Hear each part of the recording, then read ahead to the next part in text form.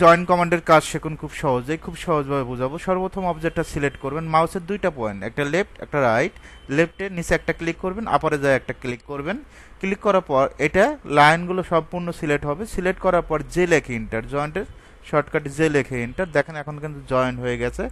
এখন যদি আমরা অফসেট নেই, ও লেখে ইন্টার, 2 লেখে ইন্টার, সুন্দরভাবে অফসেট নিতে পারবো, 2 ইঞ্চির একটা অফসেট। এখন আমরা যদি মেজারমেন্ট চেক দিই, DLI লেখে ইন্টার, এখানে 2 ইঞ্চি আছে নাকি এটাতে দেখতে হবে, এদের 2 ইঞ্চি অবশ্যই আছে। এখন যদি আমরা এটা ভেঙে ফেলি, কন্ট্রোল জেড দিচ্ছি, ব্যাগে যাবে, এটা তো জানেন। এক্স লেখে ইন্টার, কি লেখে ইন্টার, এক্স লেখে ইন্টার, এক্সপ্লোড হবে। অফসেট এখান থেকে আমরা 5 ইঞ্চি নেব, কারণ প্রত্যেকটার জন্য আলাদা অফসেট নিতে হবে। এইভাবে কিন্তু কষ্টসাধ্য বিষয়। অবশ্যই আপনারা কি করবেন, জয়েন করে কাজ করবেন। যে লেখে ইন্টার, ও লেখে ইন্টার, 5 লেখে ইন্টার। এখন আমরা একটা বক্স তৈরি করব, লাইন দিয়ে এল লেখে ইন্টার, এদিকে 5 ফিট, এদিকে 5 ফিট, এদিকে 5 ফিট, এদিকে 5 ফিট।